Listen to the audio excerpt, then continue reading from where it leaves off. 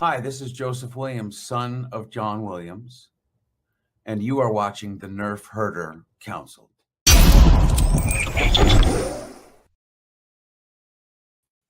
What's up, guys? Welcome to another episode of the Nerf Herder Council. I am your host, JT. We are live on our Facebook page and our YouTube channel, as well as our Twitch page. And we are also live on the Facebook page and YouTube channel of the Virtual Cantina Network. We are live at those locations every other Wednesday at 8 p.m. Eastern Time. As always, guys, we are brought to you by Audible. Go to audibletrial.com/NHC for your 30-day trial and a free audiobook download. If you would like to get some awesome Virtual Cantina Network swag, just go to tpublic.com/user/virtual-cantina. And if you would like to make yourself some customizable kick-ass Nerf Herder Council swag, just go to shop.nerfherdercouncil.com. And guys, real quick before we get started, the views of the Nerf Herder Council don't necessarily reflect those of the Virtual Cantina Network, and there could be some bad language on our show. So if you're not into that sort of shit, this is not the show for you. Oh, and there'll be spoilers for Top Gun, but it's like 40 years old, so shame on you if you haven't seen it. And there will also be spoilers for Top Gun Maverick, and that one's like, what, 4 years old? So yeah, you should have seen it. If you haven't, okay, well, now you're going to find out about it. And to help me explain it to you and explain why it is so effing good, my best friend and my co-host, AJ, what is up, man? You ever have a giant belch that just like lives in your chest instead of actually coming out? And we're off. Dude, I'm in distress over here. Nice. Look at Kale. Talk to me, geese. That is perfect. What's up, Kale, man? We will accept any form of waterfowl, actually. It's okay.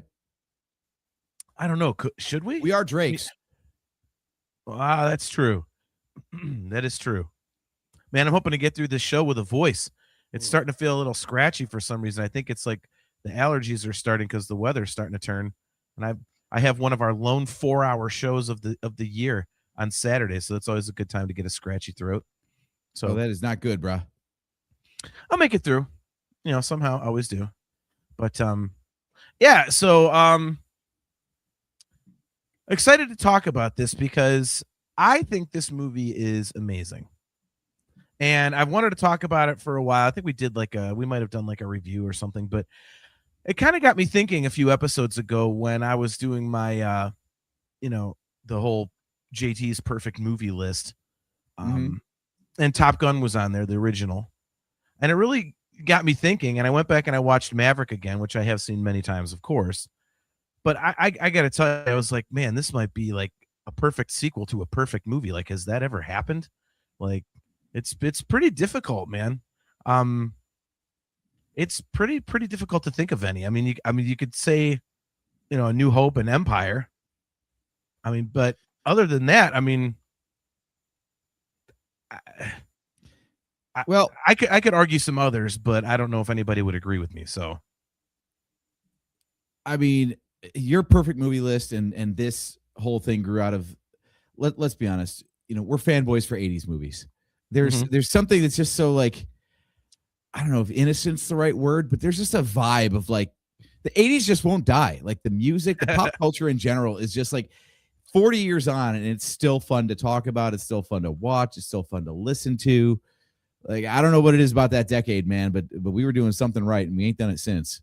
So, right. Yeah, I'm excited to talk about this too, because we're not like flashing back to like, okay, sorry, we're going to date ourselves here, guys. I'm not flashing back to the Power Rangers. Like, there's nothing about the 90s franchises that really is like, oh my God, that was the best time ever. So, I'm trying to think what I mean, there's some movies I love and some that seem like 80s movies, but they actually came out in the 90s. But yeah, I think there's always going to be that nostalgia for the 80s because I think there was a certain just fun and innocence. Mm-hmm. And, the bubble hadn't been popped yet. So, like you said, there's just a vibe to it. And this movie, amazingly enough, still, I mean, I won't call this thing original by any means. Like it retreads a lot of the beats of the first one, but that's okay because the first one was awesome. And doing it 40 years later and having it not seem completely out of touch is actually cool. So I think that's See, what I say about it. I have a hard time saying that because it's man, like when I think of a movie that like retreads the beats, like I always flash to immediately. I always flash to Here comes Force Awakens. exactly The Force Awakens, like that. I knew it, man. As you're watching it, you're like, wait, I've seen this, and I didn't get that at all with Maverick. At least the first time I watched it. You know, it's do they have some similarities? Yeah, if you go back and watch. I mean, I'm not going to deny it, but I don't think it's nearly as obvious. And I just think they did a fantastic job with it, especially given, the hype for it. You know what I mean? I mean, think about other sequels that we've had, and you remember more than I do, but the second Coming to America, Coming number 2 America, like that was a follow up, 30 plus years after the original, which was, iconic, and it was absolutely horrendously bad. I laughed literally once in that movie, and it sapped all of the energy and humor from the first one, and it was just god awful. The third Bill and Ted, I hate to say it, I wasn't a big fan, and I love Bill and Ted. It wasn't awful. I don't think it was as awful as everyone said it was, but I was definitely disappointed. So yeah. How do you feel about these? How do you feel about these sort of movies that are specifically targeting the original audience? Like, this is not designed to win new fans to the franchise. It's all a continuation from a long time ago for everybody who's put on as many years as the characters have. Because your Bill and Ted example is perfect on that. It's like, it's not Bill and Ted trying to do a third chapter. It's Bill and Ted decades on from the story. And this is the same thing where it's Maverick decades on from where we left him last. So we're older as an audience and he's older as a character. And we're like, oh, good. We can relate to him because he's old like us. Well, it's let me get some chat in here because you actually kind of lead into like one of my very first points about the movie, ironically. Kale says, how do we sit with the long-running series like James Bond as sequels? Because technically, I could say a lot of them are perfect sequels to Dr. No, right? I think that's a little difficult, Kale, because there are so many. I mean, I think you'd have to go to the one right after because otherwise you could say something like, like, I don't know, Return of the Jedi and a new Hope. So if you're gonna spread it out over time, I think it's got to be like pretty much right after. Yeah. John Phillips, great to see you, man. He says T2 is a retread of the first Terminator with a bigger budget and just as awesome. See, I don't think that one's a retread. Yeah, I think there's a lot more there with T2. But I think T2 might be an example of a sequel that's like one of those rare sequels that's actually better than the original. And I love the original, but T2 is just untouchably good, man. If you're off topic for a quick second based on this, yeah. So Kale says, I don't know, I'd agree with that. T1 was a horror film, true. T2 is a blockbuster action film, also true. We covered this when we were talking about the Alien franchise. Same thing. Mm-hmm. Ridley Scott did his own thing with the first one, and then James Cameron came in. I think the common thread here is James Cameron. For the second movie, but sorry that belch is now trying to come out, so I'm trying to like have it not come out in an opportune time. But the one thing that was great about the 80s was that sequels rarely were just retreads of the first, whereas nowadays that's all anything is. Like as soon as the first thing is successful, they're like, do it again, it's content. Like in the 80s, you had stuff like Gremlins and then Gremlins 2, which was completely different. Yeah. Gremlins, first one was a B movie and the second one was a creature feature comedy, basically. Yeah. You got stuff like I said, Terminator, Alien, both good examples there. Have changed up the format. Ghostbusters, even you might say to an extent, like the second Ghostbusters, they went like very family friendly and safe with it compared to the first one. Where the first one was, I mean, sorry, man. I'm glad you had that disclaimer because there was a blowjob in the first one. Yeah, true. Ray Stantz got blown by a ghost. So True. We all forget that as kids, but yeah, that was in there. And then by the second one, we're like, nah, we got babies in here and we're just going to be all PG and change up the formula. Even video games, you know, like The Legend of Zelda was awesome. And then along comes Link's Awakening and totally different. It's not even the same genre. It's a side scroller. And, you know, Super Mario Brothers 2, and I could go on and on and on, but that's not what we're talking about tonight. Yeah. Point is, in the 80s, people took risks, and nowadays, if you're going to do a long-awaited sequel, it's going to be more of the same. It's going to be member berries galore. Well, but I mean, can you really do it any other way? I mean, especially, I mean, you know, something like Top Gun Maverick, like Top Gun is legendary. You can't go in there and have it be like Maverick opens a restaurant. It's like, I mean, everyone's like, what the fuck is that? Our good buddy Thrasher tuning in. Great to see you, man. Pete Mitchell's Wings and Things. Why not? Exactly. Like he says, at first I was skeptical about watching Maverick, but this weekend I started it and it is perfect so far. I believe Tom Cruise knows what he's doing. He created content for the fans. The music is on point too. Still have about an hour left, but I'm loving it. Yeah, see, I mean, Mark is getting it. It's the first time he's gone through it. And I mean, they did such a phenomenal job. And, you know, they had to do the callbacks and the member berries, as you like to say. But I thought they did it incredibly tastefully. And I've got that, and, you know, I took some show notes. You know, so we'll talk about, you know, I have three main things, which is the plot, the characters, and the nostalgia, you know, the member berries. So it took 10 years, but you finally grew up. Show prep, notes. I'm so proud of you, man. Well, I came up with the damn topic, and I figured that you would just come in and be like, "Oh, what are we doing?" So I'm good. So, but yeah, I mean, I want to set the stage because I think, like you said, this was a surprisingly important movie. You wouldn't think a Top Gun movie was a big deal, but remember when it came out?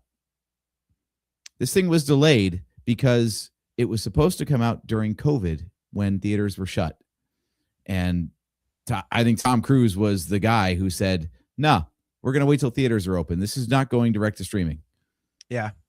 And that was like part of the hype was like, shit, we get to go back to movie theaters and we've got a feel-good summer blockbuster to go do it with after all this time. Like, man, you saw it, like, I'm guessing probably like opening weekend, opening day, something like that. Oh yeah, it was the day after it opened. It was and actually you would, I mean, this is part of it. It's kind of like the, you know, our story about episode 3 back in 2005. Like me and the guys in my band are just like, especially the two guitar players, are absolutely enormous Top Gun fans. And I think we had a show the day after it came out, and I was like, dude, we have to be in Lima anyway. We're all going to fucking Top Gun before we go to the show. So we all got together. We're all sitting there nerding out on Top Gun, man. And, you know, to your point, you know, Tom Cruise had like a little blurb at the beginning where he's just gave a little speech to everybody. He's like, hey, thanks for coming and seeing movies in the theater again. You know, this was delayed. This is how I wanted it to be seen, was on the big screen. So thank you for supporting creativity and yada yada. So yeah, he did that. So, by the way, I'm fully on board with that message. This whole thing of like, oh, I could just watch it at home. A movie theater is a special experience, especially for a movie like this. Yeah, you need the biggest screen. You need the loudest speakers. Yeah, everything about it. I love going to see movies. It's awesome. Anyway, there. So that sets the stage. This movie was important at the time because we all needed to go to the movies. Yes. So, Kale, and that night your guitarist played the Top Gun anthem for his guitar solo. If he knew it, it would have been played. And don't think we haven't talked about it since. So, yeah. Can you imagine if, okay, spoiler for the movie, can you imagine if Maverick died in this? And if it was like an episode 7 thing where like you had to watch Han Solo die and then go on stage and play a show, you were so hyped to like play the show and see this movie. And can you imagine if it was just like a downer of like a bittersweet ending? I would have bitched on stage. I don't care if I spoiled it. It would have been worth it. We're called Brother, believe me. My childhood is dead. There is no God. Yeah. This is Boys of Summer. All right. Yeah, exactly. Here's Sex on Fire. Your sex is on fire like Pete Maverick's plane. Right. His name is Pete Maverick, by the way. There you go. All right. So a couple quick notes that I had about the movie is that I really enjoy the fact that right off the bat they show that Maverick still got it. Like he's in his 60s, you know what I mean? Like, but right when they first show him in the hangar, he's got a plate of food or something, and he's got a little table and just a chair. And instead of him just walking to the front of the chair and sitting down, I don't know if you caught this, but he lifts his leg over the chair and then sits down.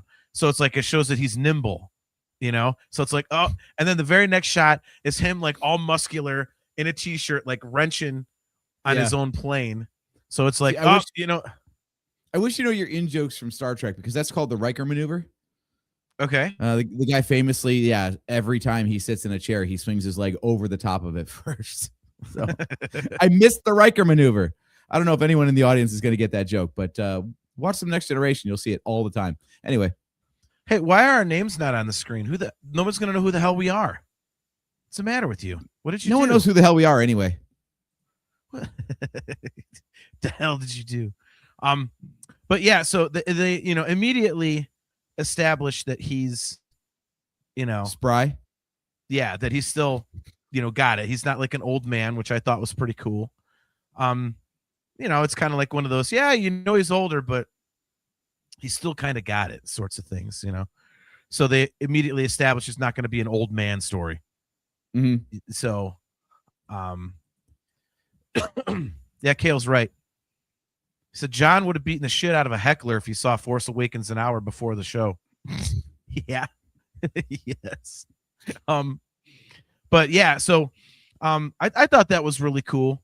And the whole opening scene was just awesome. It kind of reminded me of what they did in Dial of Destiny, where they set it up with this big opening, like you're like, okay, like this is what I came to see. Like they established right off the rip, like, oh, you want Top Gun? Well, here's some Top Gun for you.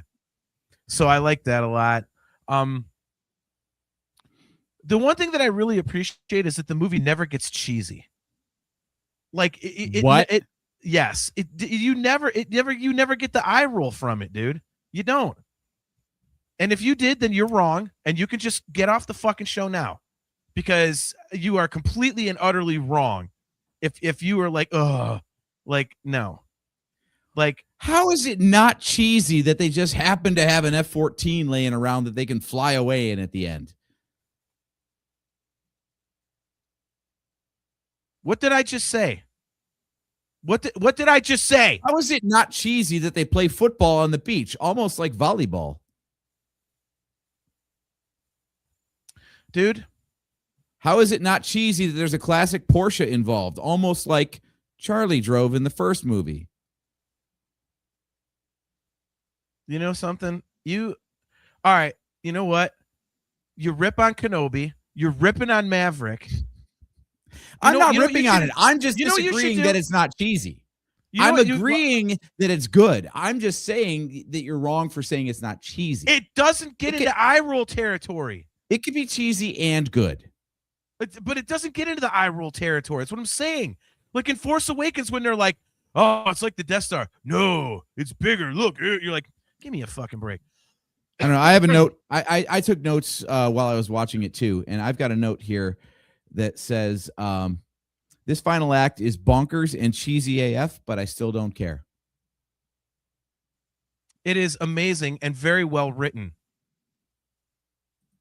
Thank you very much. I also put, it's so painfully obvious that the plot will hinge on Maverick and Rooster teaming up, and I absolutely do not care that it is. So as I'm saying this stuff could be telegraphed, it could be cheesy as hell and still be good. but telegraph. But to say that it's not cheesy is bullshit. It's not cheesy.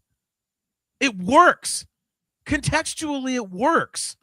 It's not just shoehorned in there. Like, dude, it's like I said, like I just said the example from The Force Awakens. Oh, no, Death Star. No, this is bigger. And they show like that's the same goddamn thing. So you go, give me a break. You never have that, oh, give me a break moment here. It's an enjoyable movie written very, very well. Okay? And they even say with the F-14s when they're going over the planes at the base that they're hitting, oh, there's these kinds of things, even a couple old F-14s. So they even say that it's there. So yeah.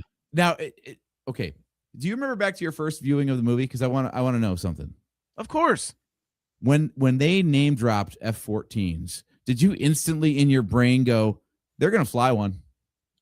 Because I did. I didn't.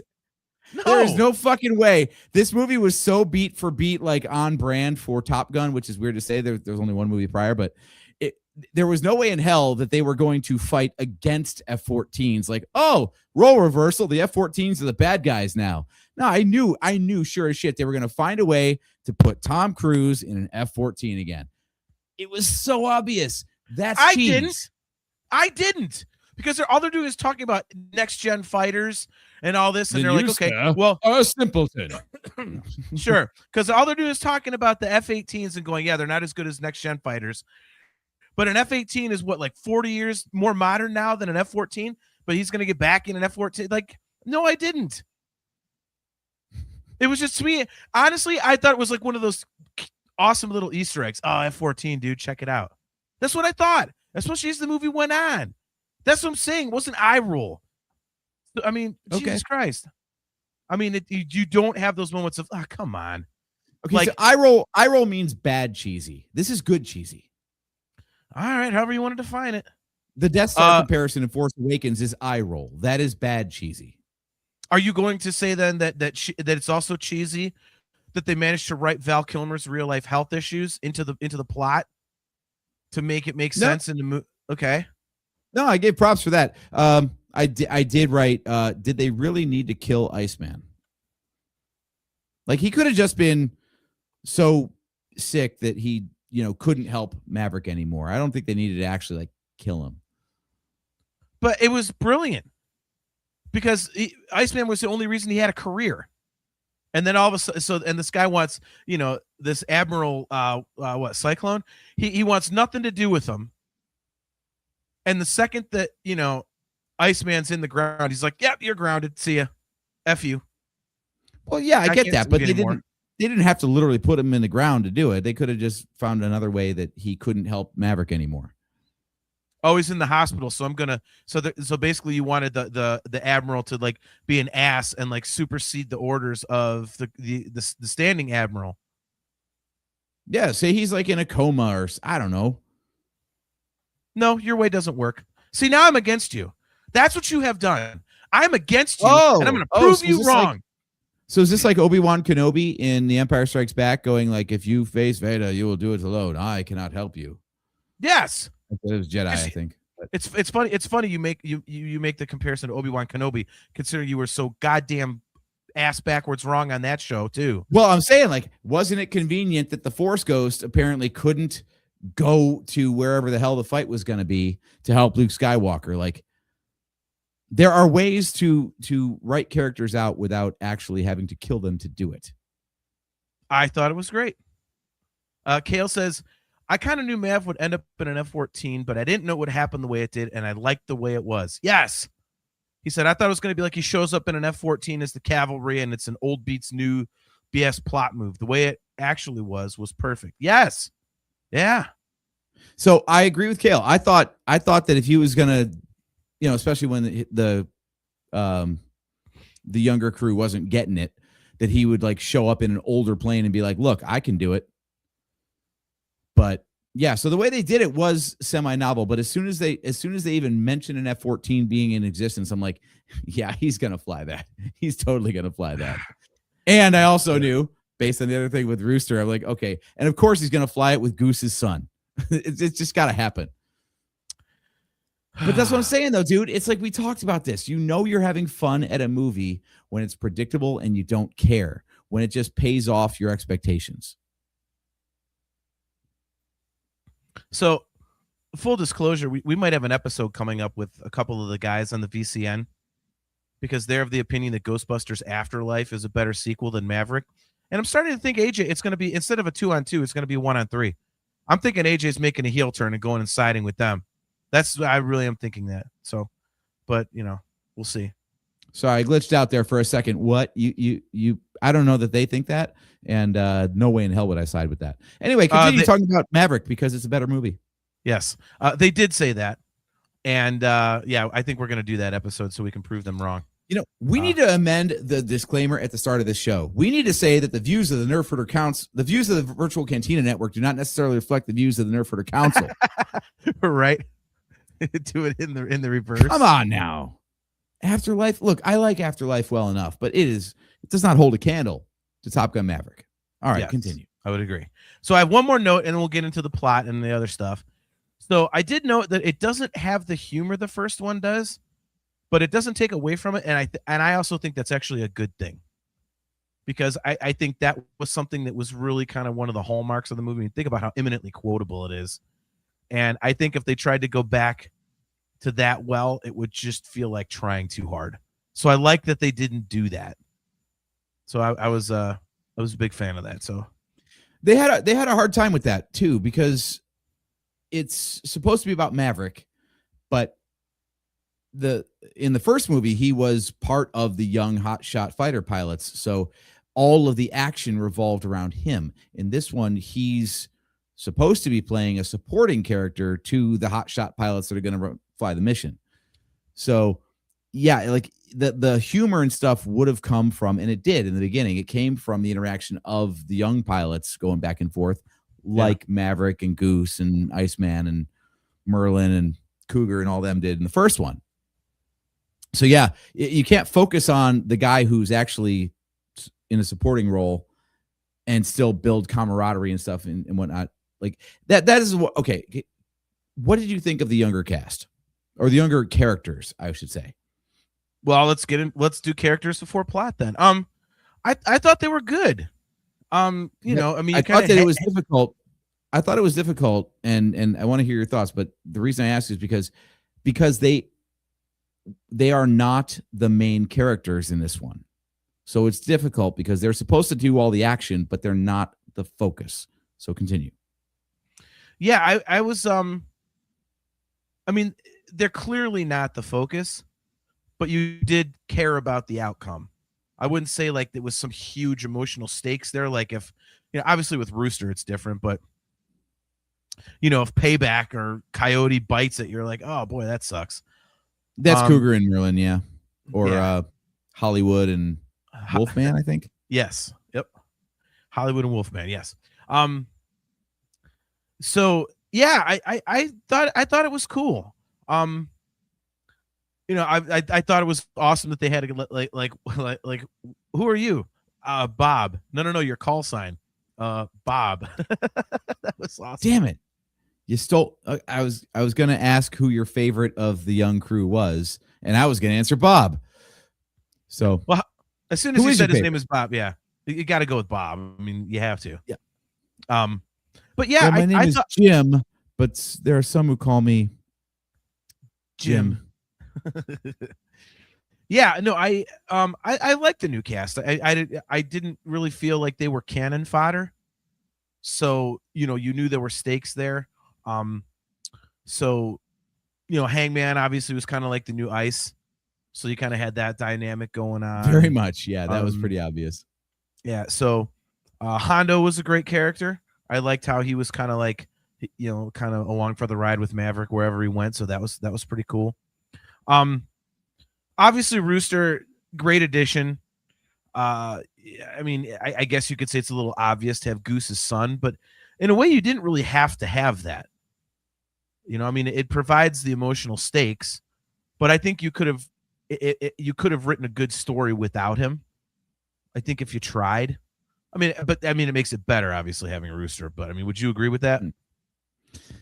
I hadn't thought of that before. I don't know. So much of that final act after they got shot down hinges on that. And I mean, it's a thread through the whole movie. I don't know what's really left of the personal stakes without Goose's son involved. Otherwise, it's just, well, Maverick's old. Everyone thinks that he needs to teach instead of fly. And then it turns out he's got to fly instead. So, Yeah. I don't know, like him busting the balls of Goose's son and the whole subplot of like he kept him from flying in the first place. Like, I don't know. There's so much of the movie that hinges around that dynamic. I don't know what you would fill that time with instead.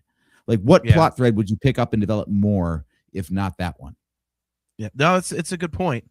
I just feel like the writing in this was so strong that even though it's kind of, I could see it working without Rooster. I don't think it would be as good, but I think it could have worked because I mean I thought they really came up with a really quality story. So which we'll get to. But are you saying you come to snuff the Rooster?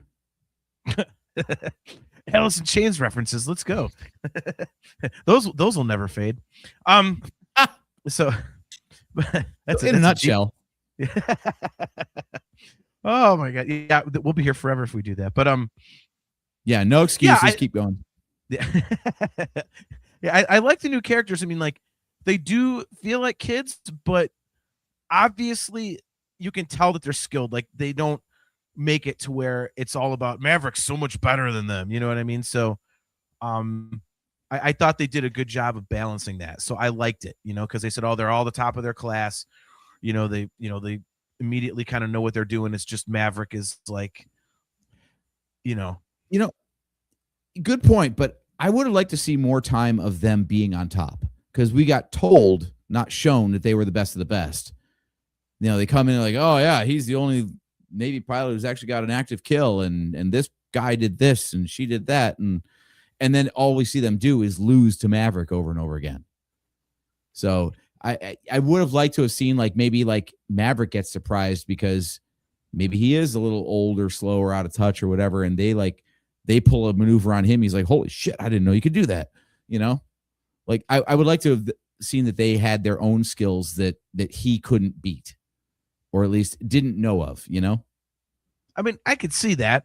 Don't you think that would kind of take away from?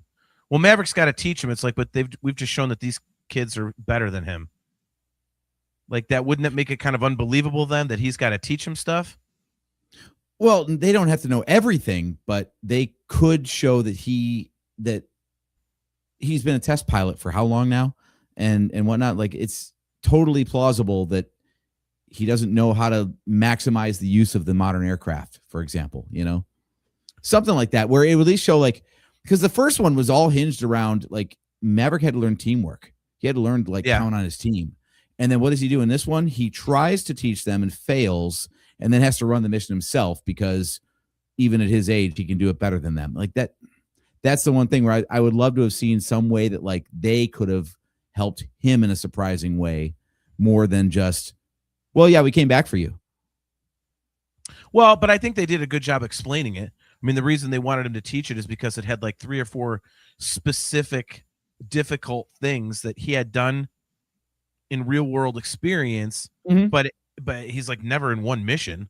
So it's like, so he sized it up. He sized up the mission. He's like, look, this is going to suck and be nearly impossible. And so is this, and this. And it would have been nice if like one of the hotshot pilots was like, oh, I have an idea. Like it would have been better because they had that whole subplot of like Maverick plotted it out. Maverick could fly it, but no one could fly it with him. Yeah. Like it would have been nice if one of them came up with an idea. It was like, but here's how we can. Okay. I mean, I'll give you that. No, I like them. I think the most brilliant, quote unquote, new character was Penny Benjamin.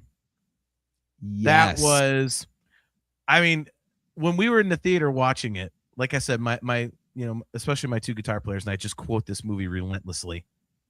And the way that it was so Rogue One-ish, the way they brought her in as the love interest, because Rogue One is, based off one line in the opening crawl and A New Hope.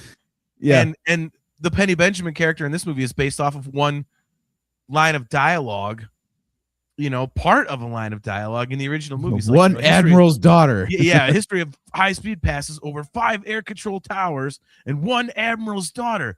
And the best part of it all was I was sitting next to Wheeler, one of them.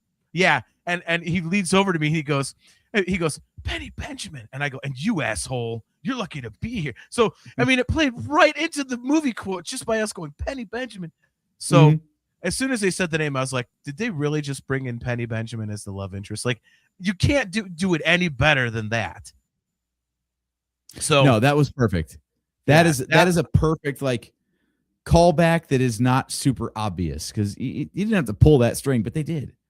Yeah. So it's way better than if they had like invented some love interest that we had never met before or heard mentioned.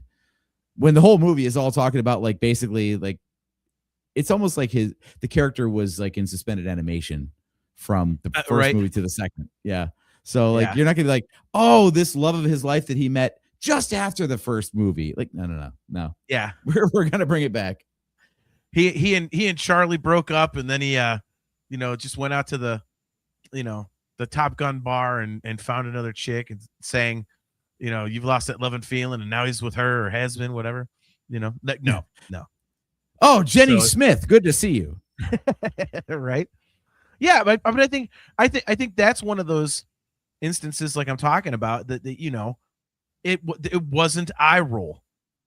Like they brought back something from the past, and it wasn't. You're like, oh God, seriously, So it was awesome. It was very, very well done.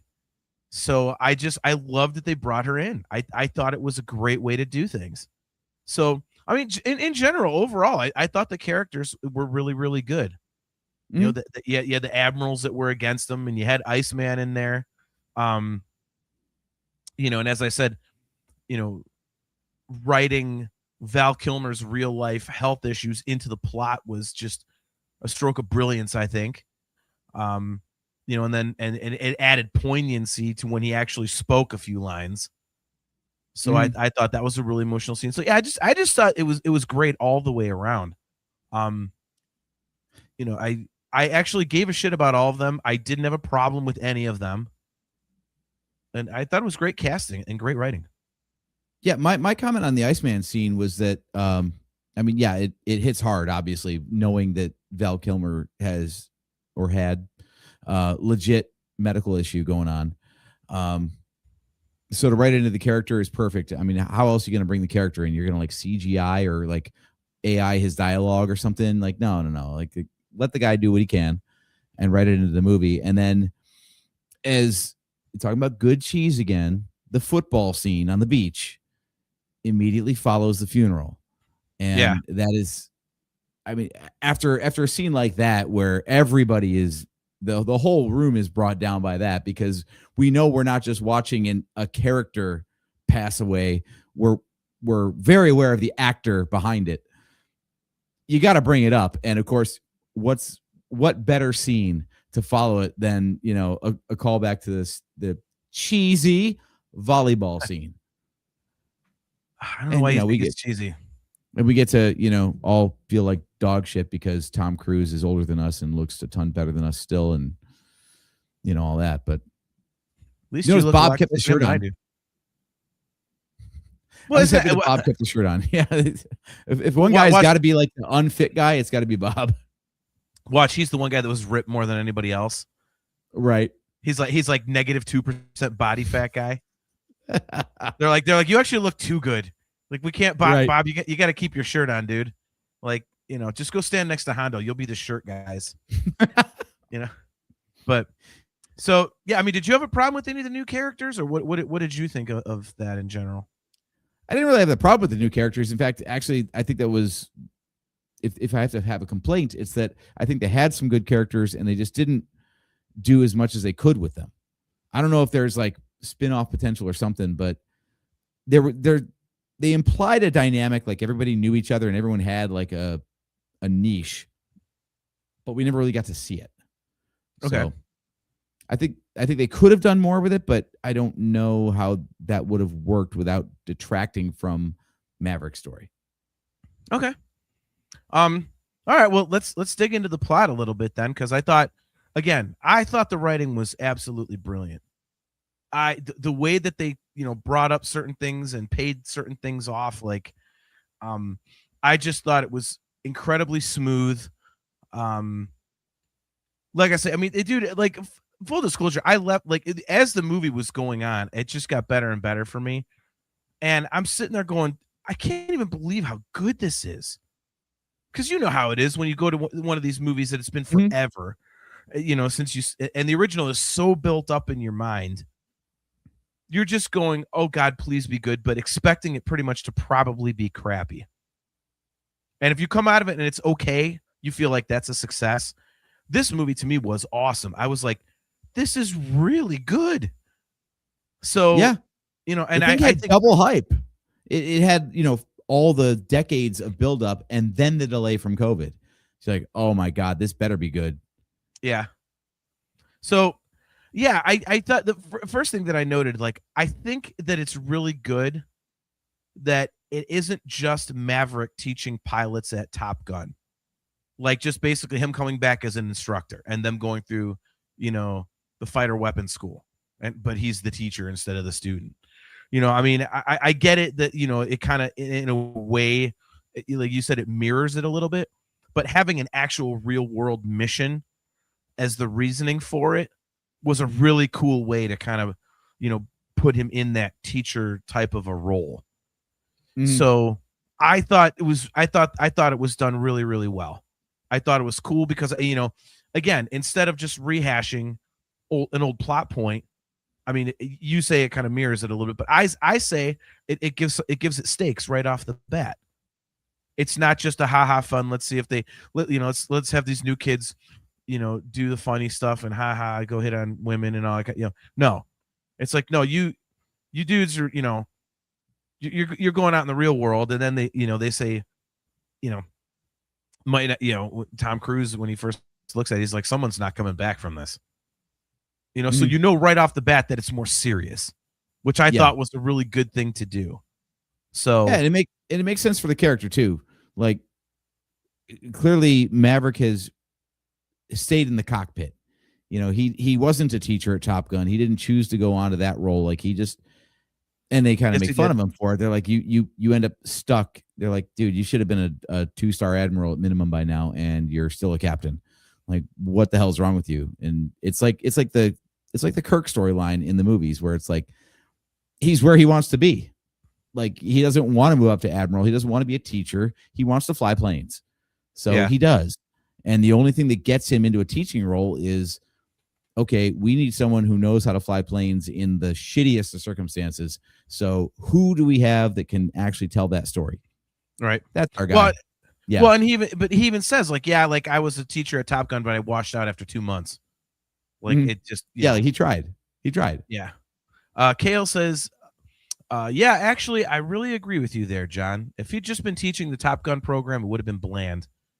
Yeah, and that leads me to my next note. I know that you said it's kind of a rehash in spots, AJ, but my next, I think it hits the Top Gun notes that you want it to hit, but I think it freshens things up. Like I said, like, when I was watching it, my mind was going, this is different from the original. And I get that you can go back and nitpick and this, that, and the other. But I think if on your initial viewing, it's not obvious to you, I think that's a good thing. And I think that means they did it right. I really like that. I think they did a good job in the intro scenes of mixing in. You talk about, like, a way to mix in nostalgia in an organic way. Like, they were trying to show that, like I said, they kind of ripped on him. John Hamm's character, whatever that admiral's name was, ripped on him.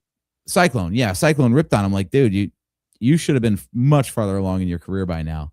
So they were trying to harp on the fact that, like, he's not where he should be based on his tenure. And what did we see? We saw him basically pulling the same shit with the test flight, defying orders and trying to be the smartest guy in the room and all that kind of stuff. We saw him grab his old jacket. We saw him dust off the 1980s Kawasaki. Like, that stuff could have been, like, just for the fans, but it actually illustrated the point of, like, yeah, don't you think he would have had a new bike and a new jacket by now? And he's got pictures of Goose still up in his thing after, 30, 40 years, whatever it's been. Like, yeah, he's stuck. He's stuck as a character, and that's the whole point. So Yeah. they were able to call in nostalgia, but actually have it support the plot instead of undermine it, which I thought was really cool. No, I completely agree, man. Yeah, I have to go back to the mission thing, because I really think that they did a great job of making it have enormous stakes. I mean, that was kind of like hanging over it the whole time in a really good way. I thought you're going, okay, how serious is this? And there's like, oh, life and death, and nobody can finish it. And, the whole, if you go too high 1 quick second, you're going to get shot down immediately type of thing. I think it balanced perfectly against the character stuff, because I think in looking back, if I put the two movies side by side, I think the first film was more character driven, because you kind of you're like, oh, there's some cool dogfights, but you think a lot more about the characters. You think about Maverick and Iceman and their interplay and stuff like that, and Maverick and Goose and all that kind of thing, Viper. And in this one, I think the plane stuff and the mission, I think is more to the forefront. So I think it's more equally balanced, because I think there's a little bit more of that, and then what Maverick's dealing with, more so than all the interplay between the characters. So I thought that was really cool, because it is kind of different from the first movie. So I like that they did that. It kind of it takes your mind off of, okay, are they just rehashing the original Top Gun? It's like, oh shit, there's something serious going on here. So I liked it. I thought that was a really good way to do it. I thought that was a good way to distract you from trying to figure out, as you said, like, those movie quote unquote fans that we always talk about, that are not there to have a good time. Apparently they're just there to pick everything apart. So that is something I liked. Like, the mission was clear from the start, instead of the original, which it's hard to point out or say anything negative about the original, but the original was all about like getting through flight school, just getting through Top Gun. And then all of a sudden, holy shit, there's a mission critical thing, and we've got to send our pilots up immediately and with no prep. Like, this one was like, no, the threat's there from the start, and now we have the whole movie to build up to executing that mission. Yeah. It's a very different kind of format. And I really like that, to your point. Like, it's good to know the stakes up front, so then as they're going through all this stuff, we know why it matters so much. Exactly. Yeah, that's a perfect way to phrase it, man. The next thing that I noted, I think, and we kind of touched on this a little bit, but they make Maverick look smarter than the people above him, like the admirals and stuff. But I think they do it in a very kind of subtle way. It's not, where it's clear Maverick knows what he's doing, and apparently these admirals are just morons. Mm-hmm. So I think it's kind of like, they know what they're doing, but he'll say something, and then they'll kind of look at each other real quick, like, oh yeah, I didn't think of that. So he's not like belittling them, or they're not coming across as like complete and total buffoons. It's I think it's done very subtly, and I thought that was really, really cool too. Yeah, there's such a trope, right, where God, so many Star Trek references, but there's so many examples where like the captain knows what's up, whether it's Kirk or Picard or whatever, but the admirals don't have a fucking clue. And that's the thing. It's like, oh well, yeah, they're above us in the food chain, but they're kind of idiots. They don't really know what's going on. And I like in this where like they're both right. Like, Maverick points out some things with the mission prep, and like, the hard deck is dumb because we're not going to be flying at that height, and that makes perfect sense. But they're like, yeah, but we don't want our pilots killed on a training mission, so we put these safeguards in place for a reason. Stupid. Yeah. And it's like, oh shit, Admiral made a good point. Okay, so the brass is not a bunch of morons, to your point. It's nice to know that someone in charge actually has a clue, instead of just like, oh my God, how do they get to be an admiral? They're so bad at their job. Like, no, they're good at their job. They just have a different outlook than Maverick does, and they got to work together and figure it out. Yeah, no, I completely agree with that, man. They just, again, I like the interplay there, and I like that, they kind of, I like that they don't make the admirals look like buffoons. I like that there's not this, Maverick, and throughout the whole movie, there's not like this Maverick is God. type of thing. It's like, yeah, he's better than people, but they don't just make everybody else look shitty to make that happen. Everybody else looks like they can hold their own. It's just he's that little bit better. You know what I mean? Like I thought that was really well handled. Yeah, like it looked like everybody was competent at their jobs, but this particular mission had needed a particular set of skills,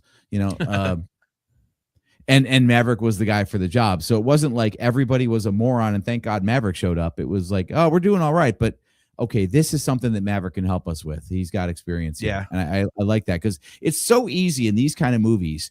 We saw it with Dial of Destiny, and we've seen it in, again, Star Trek and all these movies where you bring these characters, or more specifically the actors, back after so long, and they always play this angle of like, old man's out of touch, he can't hack it anymore. And in this case, it was not. I never felt like they were there. There was never a moment like where it paused and was like, oh man, I used to do that so much easier 30 years ago, or boy, 30 years ago I knew it was up, and I'm just out of touch now. Like the fact that they showed Maverick immediately being a test pilot for like a brand new aircraft, like, okay, so he's still relevant. He's just doing something else now. And I like that a lot better than being like, oh yeah, this guy's totally out of touch, but holy crap, in this one case, he's just better than everybody all of a sudden. Yeah. No, he's still got skills the whole time. Yeah. Dusting off the old relic. And then he's like, oh, I'm awesome again. Like, okay, that's right. Yeah. All right. I don't know if I buy into that, but unless there's an F-14 to fly, in which case, holy shit, good thing he was around, right? I swear to God, I'm coming through this computer screen at you. Oh, seriously. I love. But anyway, so I also thought that the way, again, something we touched on, but a little more detail here. I love the way that they got Maverick back into flying. Like in the middle of the movie. I mean, because I just thought it was so cool. Like, they're like, Ice dies, and the very first thing they do is ground him. And he's like, they have that interplay between, Maverick and Cyclone. And he basically says like, Maverick says, well, they're not ready to fly this mission. He's like, well, that was your job to get them ready to fly this mission. All you've done is shown them that it can't be done. So then they're like, hey, you're grounded. Get the F out, like piss off. So then the very next scene, Cyclone's like, yeah, we're raising the hard deck to like 300 feet. Instead of 2.5 minutes, it's 4 minutes. And they're all like, dude, we're going to get shot down. Like, the hell is he doing? Yeah. And then all of a sudden, because Maverick was told, well, you didn't show them it could be done. All of a sudden they're like, there he is on the screen. He's doing the course. And, instead of 2.5 minutes, he sets his own to 2 minutes and 15 seconds. And, down at the original's really low hard deck, and just zips through and gets it done. I thought that was awesome. It's like, and it, and then they have to make the decision to like, okay, now you're not going to come back and show them. You're going to lead this thing. Like, I thought that was so cool. Because the one thing I would have liked to have seen is that I would have liked to have seen him fail the climb out, because they're talking about like, oh my God, the G-forces, like no one can withstand this. That would have been I think that would have been a good moment to show like, all right, dude, you've got the skills to get in there, but sorry, the age of your body cannot withstand this. But the younger guys, now that you've shown them it can be done, they can. And then find a reason that like in the heat of the moment, he's able to pull through anyway or something. But like, like put something in there that says there is an advantage to being their age instead of his age. Well, but the problem is they already showed in the opening scene that he can go, Mach 10.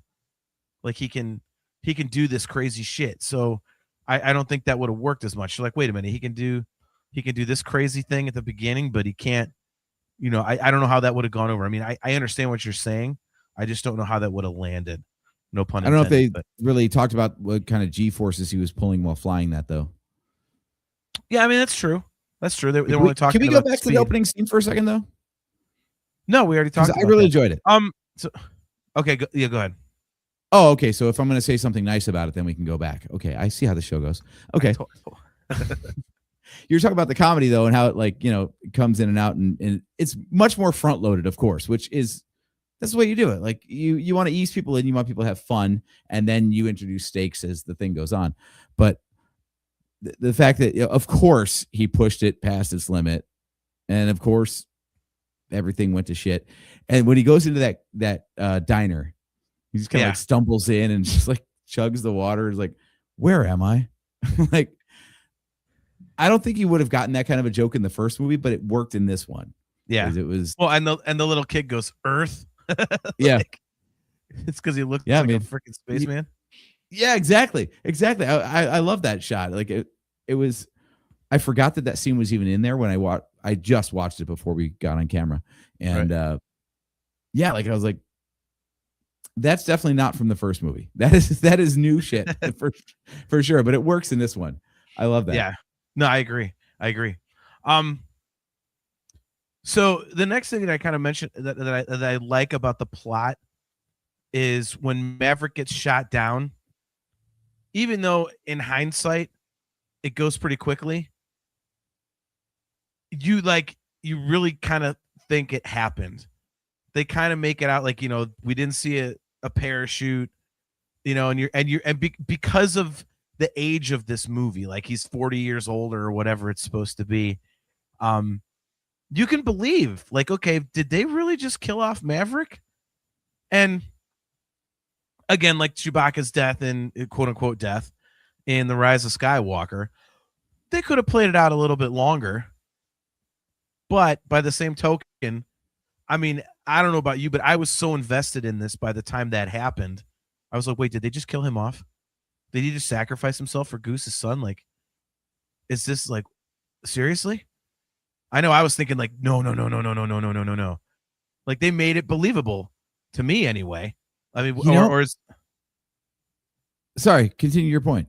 No, I was done. I was like, so go ahead. I was so sucked in, even on the second watch here. And yes, I am ashamed to say this is only the second viewing, including the one in the theater when it was new. I don't remember how anyone learned that he was still alive. Like, why did Rooster go back for him? He says at the end, he's like, this is what my dad would have done. But he wasn't just going to leave him. No one knew that he survived, though. That's my point. Like, he got shot down, and they thought, at least, back at the base, they thought he was dead. So how did Rooster know that he wasn't dead? He didn't. It was basically one of those, like, we can't just leave him. They weren't sure he was dead. They weren't sure he was alive. And Rooster was like, it was kind of one of those, you saved me, so I'm going to save you if I can things. So he turned around to see if Maverick was still alive? That was my assumption. Okay.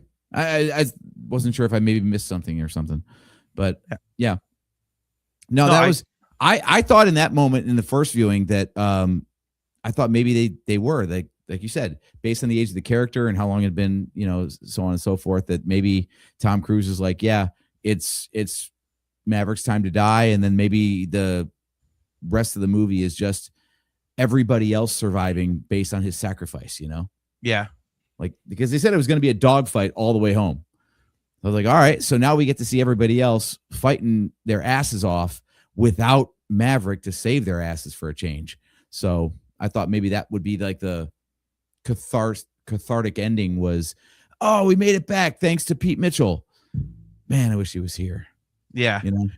I thought the same thing. It was like he had done so many heroic things for everybody else that like that's the way to go out, Like his heroic things finally are, what ended up killing him in a way. Like so yeah, I really thought that was like the end of Maverick, and I thought it was like, okay, well, how the hell are they going to get out of there? Good thing they had an F-14. Well, yeah, I mean, dude, and we'll get to that later. But yeah, I liked it. I thought it set up the final act nicely. And it leads to, in that final scene, like a great line that I kind of thought was, I didn't really consider it to be something they would come back to, but when Rooster tells him, during the training when he's like, it's not the plane, it's the pilot. And he's like, Maverick's kind of like, yeah, that, I know, or that's what I'm afraid, something like that, basically kind of taking a dig at Rooster, like saying like, you're not good enough. Right. And then in the end, like when it comes down to, they're in the F-14 against, the fifth gen fighters. It's like, dude, like, yeah, it's the pilot, not the plane. Like, you better believe that now, or else we're dead. Like, so I thought it was cool how they came back, came back around to that and used it as an awesome kind of explanation for what was about to happen. Can we talk about that for a second, by the way? Sure. The utter genericness of the enemy. What are they flying? 5th generation fighters. Oh, so you're not going to get like a real aircraft designation of any kind. We're not going to say what continent this takes place on or what country, or it's a terrorist group. Like, it's just the enemy. Oh, bandits. It's enemies and bandits, and they got a uranium processing facility. Okay, so someone's got nukes. That's all we know. We don't know what kind of planes they're flying.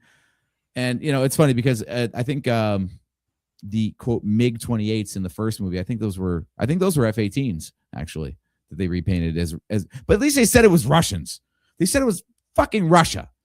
Apparently we can't name any country now because God forbid we don't get box office receipts in whatever country we name. Well, that's what it is. I mean, and they even wrote that in because when they were talking about the planes, when they were explaining the mission to the, to the Top Gun graduates, the first time, it was like, yeah, they're flying 5th gen fighters, and what little info we have, they basically said we don't really know shit. So they kind of explained it away that way. But I mean, you're right. If they were to come out and say like, oh yeah, this is in Iran, a nuclear program, and they've got planes that can do all kinds of crazy shit, but we don't really know what exactly. Yeah, failure of intelligence that is. Right. We're coming in low from the east. We're gonna hit them up the coast. Blah, blah, blah, blah. What time are you leaving? That's classified. I can't tell you that. But no, I mean, but you're right. I mean, think about it. If they said, oh well, these are, because back in the 80s it was the Cold War. So if you said Russians, like everyone's like, yeah, fuck Russia. But now if you say, oh well, it's Afghanistan. Oh, how dare you, make it out to be an enemy, like like you said, someone's gonna get pissed. So they basically went, it's an enemy. Yeah. So we're shooting at somebody. It's whoever you want it to be. I don't care. I just kept picturing them as Russians. Maybe that's just I'm so ingrained in the Top Gun thing. I was like, yeah, they're Russians again. It's like Indiana Jones. You'll always have Nazis in Indiana Jones. Yes, it's vaguely snowy. It's good enough. Vaguely snowy. Yeah, it was Siberia. Like, okay, but so not. Yeah, let's not get in trouble. All right, so let's get to the important part here. The final part of my analysis, the nostalgia section, the quote unquote member berries, which I thought they did extremely well. I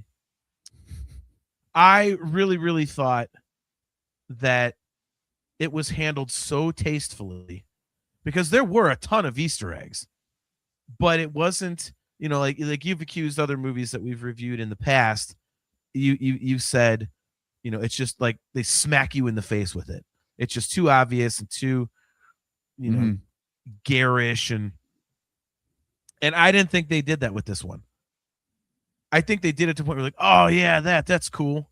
I mean, even the Penny Benjamin thing. You're like, oh man, no way. They turned a whole character, they pulled that one out of one line of dialogue. Like that was cool. I mean, I think, we talked about the setup of the intro in the movie and the setup to everything, where you said, that he's got the old jacket and the old motorcycle. But yeah, I mean, they immediately show his workbench, which has a ton of pictures of him and Goose. So you're right back there. You're like, okay, like this is a guy that's dealing with, still the emotions of, his best friend, having lost his best friend, whatever. Which was cool. The quote unquote specter of Goose was in the movie, but it wasn't like dripping with it. It wasn't overriding. You didn't have Rooster kind of like doing any soliloquies about, oh, my dad and, you know, my dad this, my dad that, and, you know, that whole thing. Like, so I thought it was done really tastefully. I really like that. I do have the motorcycle and jacket, so good catch there. I thought that was really cool. Because in a way, what are you gonna excuse me, what are you gonna have? You're there for a Top Gun movie, you want to see that. So just give people that right off the bat, you know, and yeah, fuck you, Aiken. I'm not putting that up on the screen, dickhead. You probably don't even like Top Gun Maverick. You don't even like Indiana Jones. You have terrible taste. I don't know what you're talking about. You like Kid Rock and you hate Indiana Jones. You are completely irrelevant. But see, that we can agree on. Anyone who's a Kid Rock supporter, come on now. I'm not even getting political. His music's just trash. Yes, 100%. If someone can define what the fuck a ba with the ba is, then we can talk. But I think that's not even the baby's first word because it's not a fucking word. No. But I mean, it is a huge hit, so I guess I can't really fault him for that. But yeah, I also thought TikTok. True. Very true. Very true. Yeah, I like how they immediately like show you right off the bat. See now here's someone we can talk to because we have a naval veteran in the chat. My buddy Jimmy. See, he's even wearing his Navy hat in his profile picture there. Good to see you, bro. He says Tomcat scene at the end was the greatest big balls moment. Yeah. Oh, we're definitely getting there, Jimmy, because my brother's busy ripping the F-14. He doesn't like it. So that's basically, you know, saying he doesn't like Top Gun, but that's okay. Yeah, I like how they immediately established that Maverick is still the rebel. You know, it's not like, you know, it's like he's aged and all of a sudden he's like wizened and calmed down and everything.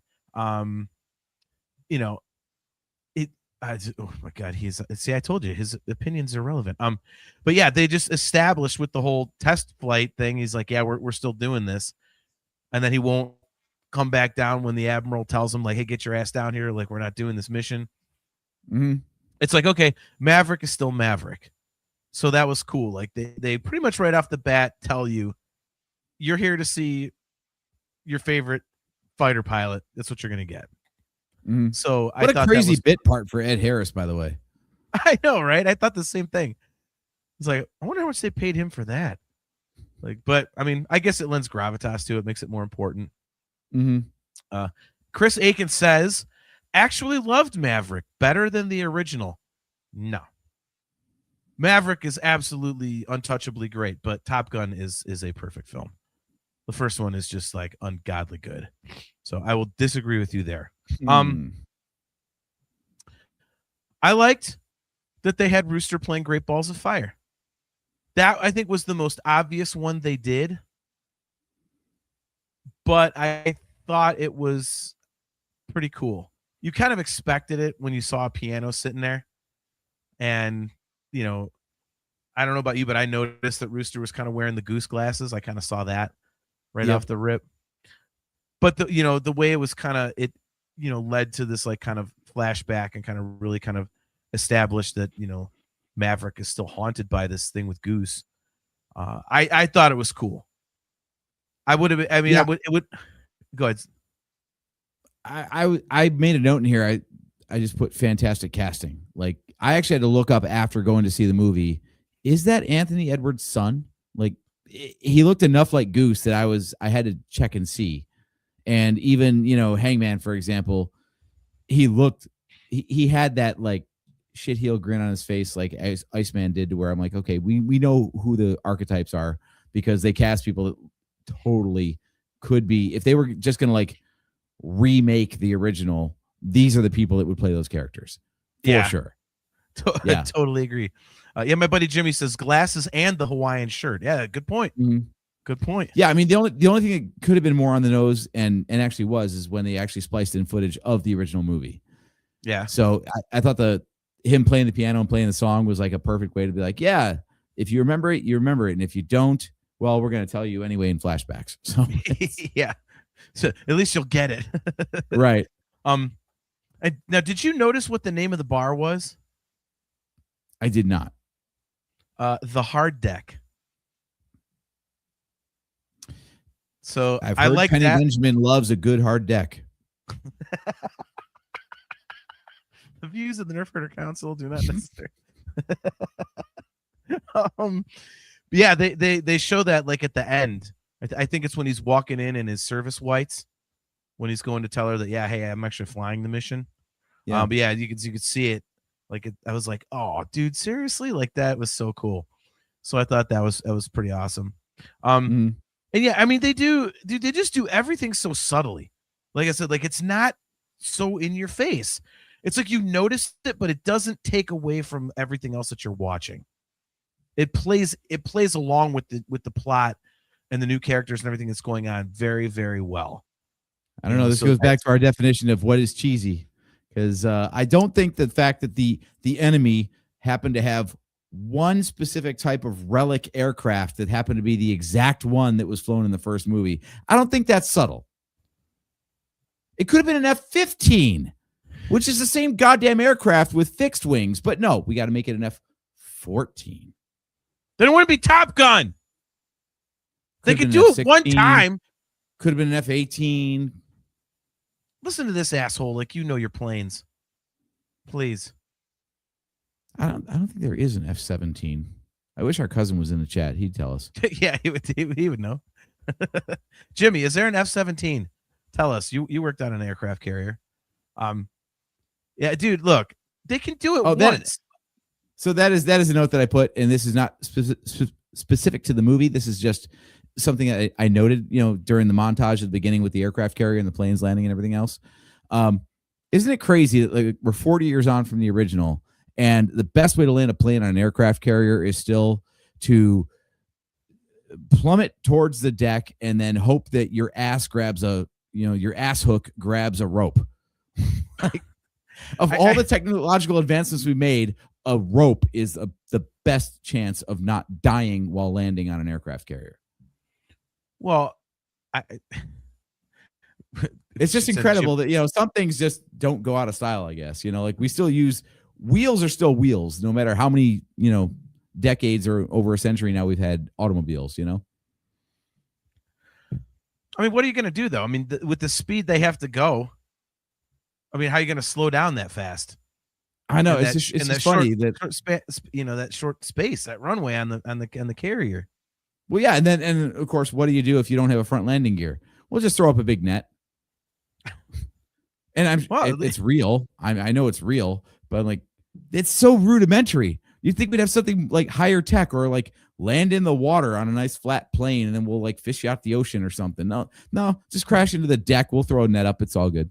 All right, you're getting called out. Jimmy says, bro, F-15 is Air Force. I'm taking over for AJ in this cast. The Navy does not have F-15s, which makes sense because I'm guessing the folding wings is probably to preserve space on the deck of an aircraft carrier. Oh. Wait, why wouldn't I'm not even going to. We're getting very military here, and I don't want to make an ass of myself. I'll leave that to the professionals. Real estate is at a premium on a ship. So any way you can make the plane smaller, it's a good thing. True. Hey, I was right. Jimmy says that you are correct. There we go. Yep. Folding wings and all that other stuff. Yeah. So two more things that were huge to me. I already mentioned it, but the Ice Maverick relationship still being a thing, I thought was really cool. Yep. And again, something that was handled very, very tastefully. They weren't competing or anything like that. It was cool. They showed that, Ice made Admiral and Maverick was a captain, and but they had remained close and all that kind of stuff. And I just, again, it was awesome that they had him actually speak the last few lines, because that really is like, oh my God, this is important. But then, they kind of pulled a Top Gun move when he's like, who's the best pilot? He's like, this is a nice moment. Let's not ruin it. Like that little bit of humor in there to like make it too heavy. So I thought I really liked that. And the last note on my page, it says the F-14. Dude, masterful. I don't give a fuck what you say about it, because you are wrong. It was awesome. They spent the whole movie not beating you about the head and shoulders with the nostalgia. They sprinkled it in nicely. So at the end, they're like, guess what? It's Top Gun, asshole. Here we go. It was amazing. And it wasn't like it happened like halfway through the movie. You know what I mean? Like, dude, they flew one thing with it, and it was cool. If after 40 years, it's not like they're making a succession of these things. You know, like it's not like a Friday the 13th movie where Jason's going to hack people to death in a hockey mask every damn movie. You're going to see the hockey mask. No, it's the second one. They're not going to make anymore. So you've got to have the F-14 in there somewhere. And they did it in a cool way. It was like, how the hell are we going to get out of here? Oh, there just so happens to be an F-14. Okay. Is it cheesy? Okay. If you think it's cheesy, fine. But I don't think it's eye roll cheesy. To me, that's one of those, fuck yeah. You know what I mean? Like, dude, it's like, I had the same reaction like when they brought back the Millennium Falcon in The Force Awakens. Like the piece of garbage will do. And then all of a sudden she turns and there it is. And I'm like, yes! Like the F-14, like you're like, yes, because you know what you're gonna get. And then of course they have him outduel the 5th gen fighter. Two of them. You know, he basically uses the one he kind of shot down as a flare, which was an awesome maneuver. That was cool. That was really cool. So, and basically, like that's where the whole, it's not the plane, it's the pilot thing comes into play. I thought it was done incredibly well. Okay, so here's where I will absolutely give it credit. He didn't win. Like if they had shown that like this, it is a relic. I mean, you got 40 years of fighter technology development. There is no way that plane, no matter how good the pilot is, should have won out against superior technology, superior firepower, and superior numbers. Like, oh my God, there's what was it, 3? I think it ended up being 3 or 4. What did he fought in the Tomcat? Yeah, he took out 2, and then the third one came on nose first. Oh yeah. So a 3-on-1 scenario in a 40-year-old plane, he shouldn't win, but you can stay alive long enough to have someone else save your ass. So I like that. If he had been like, no, I shot down 3 planes with a 40-year-old plane. I mean, you're good, but come on. Yeah. So the fact that he was just like, oh shit. Oh, thank God they're out of planes. Like that was. Well, and that was the best way to do it. And they did it the perfect amount because she's like, well, Maverick shot down 2. Now he's got 5. That makes him an ace. Like that was cool. Mm-hmm. It was kind of cool that they did that. And I mean, did they need to have it be an F-14? No, but they had to get off of the island or whatever the hell they were on. They had to get out of there somewhere in some kind of plane.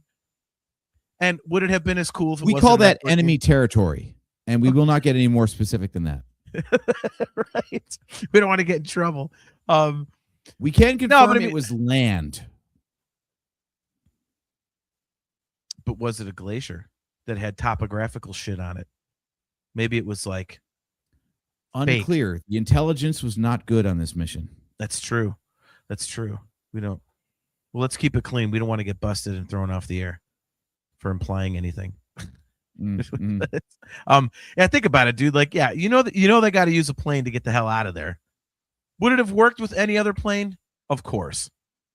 But would it have been nearly as cool if it wasn't the F-14? I do wonder why they had to write in that little thing of like, Rooster couldn't eject. It didn't work. Like, I mean, especially knowing how his dad went out, the fact that ejecting was what killed him. Well, I think that's why.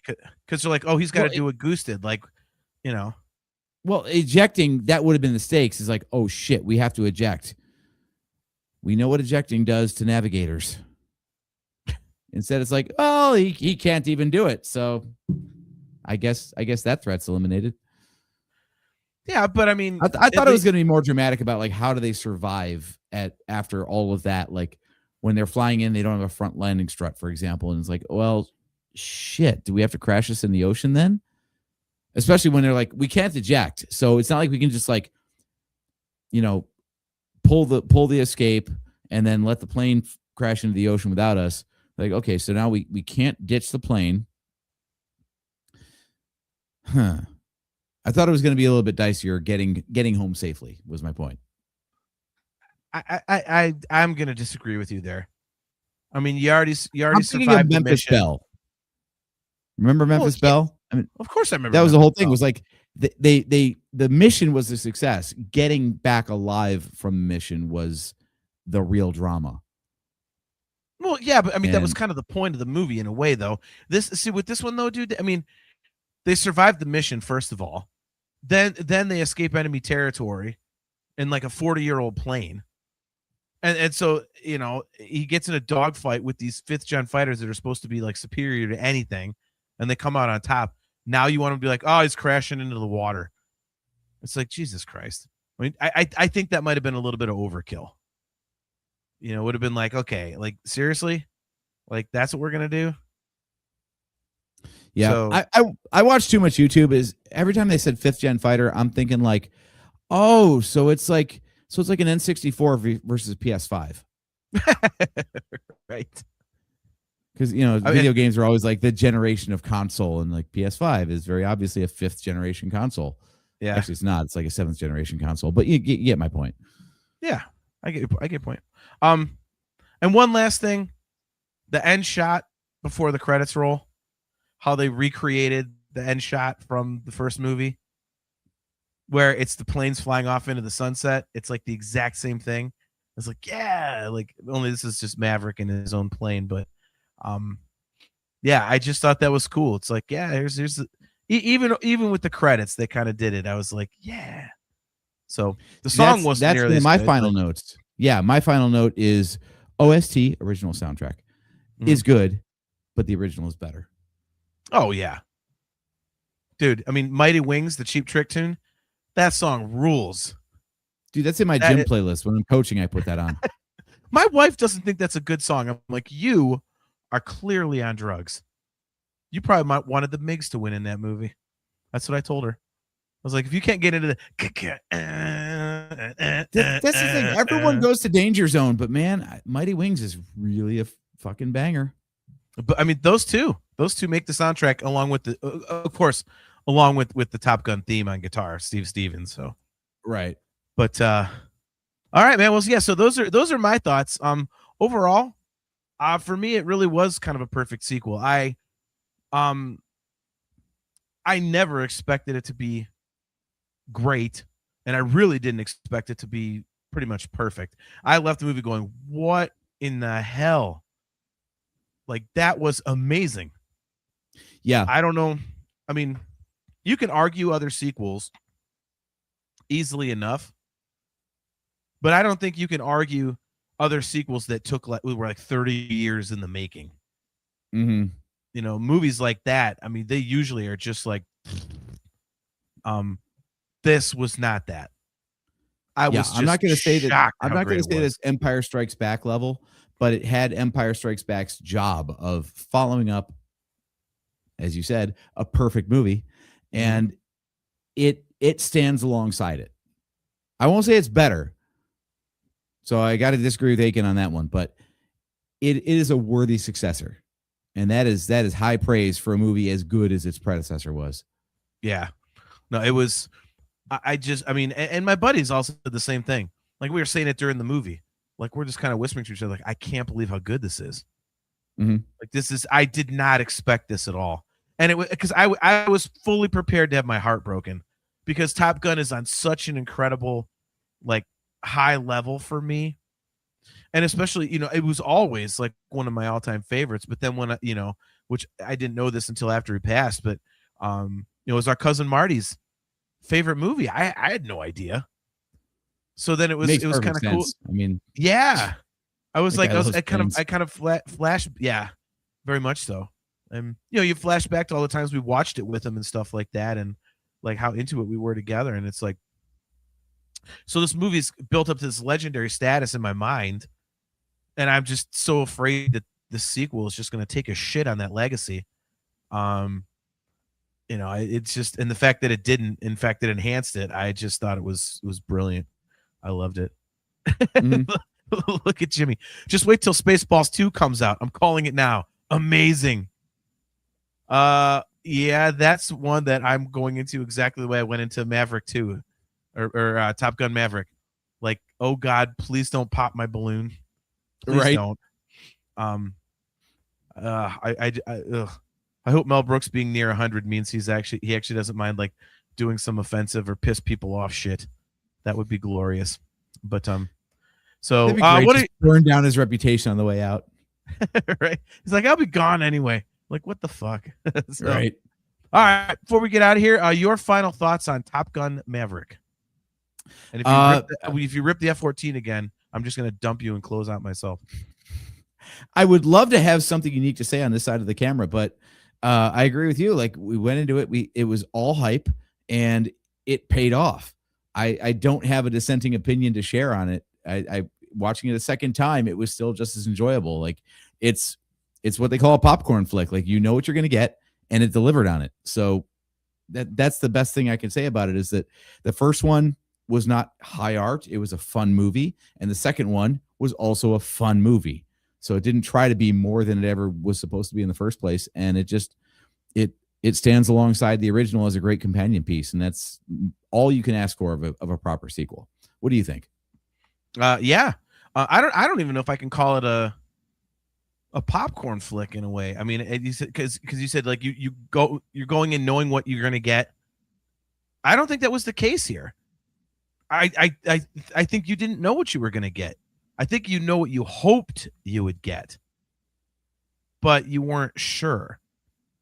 So it was a crapshoot type of a thing. I mean, you knew it was going to be like a blockbuster. I mean, you knew that the flying scenes were going to be untouchably great because number one, you have to have that in a Top Gun movie. But number two, with Tom Cruise's recent career where he's going balls out with the stunts and the crazy shit, like, he's going to do that in this movie too. So, I mean, you knew that part was going to be great, but then it's like, okay, well, can the entire movie be sustained just on fighter pilot stuff?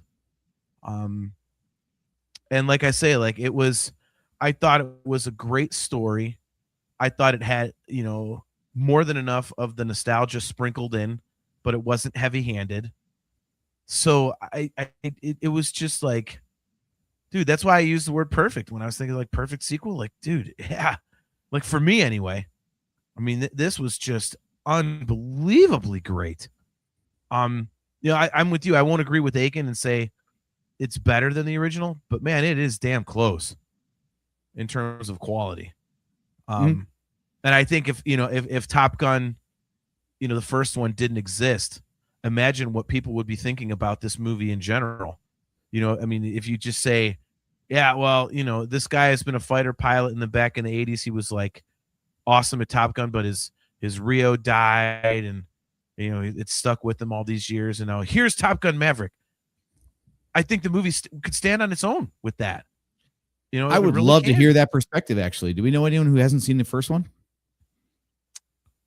Oh, that's a good question. That's a really good question.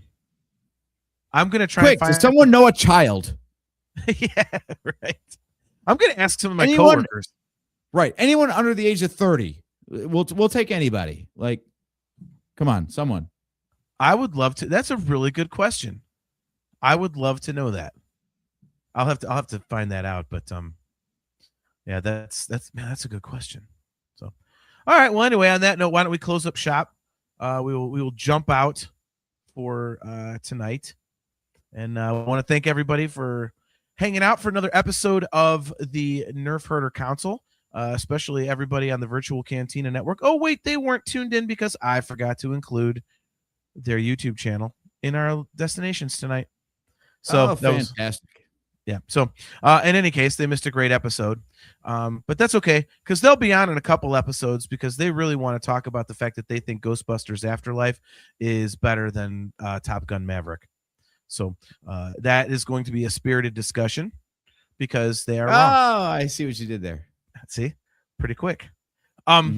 But yeah, so we're gonna get Spencer and one of the other guys on, and they dispute our take on that. They think that the Ghostbusters reboot was better than Top Gun Maverick, and Ghostbusters Afterlife is a great movie. It's a fun movie, but it is nowhere near on the level of Top Gun Maverick, and we will be disputing that or debating it, as it were. So, but yeah, thank you guys for tuning in.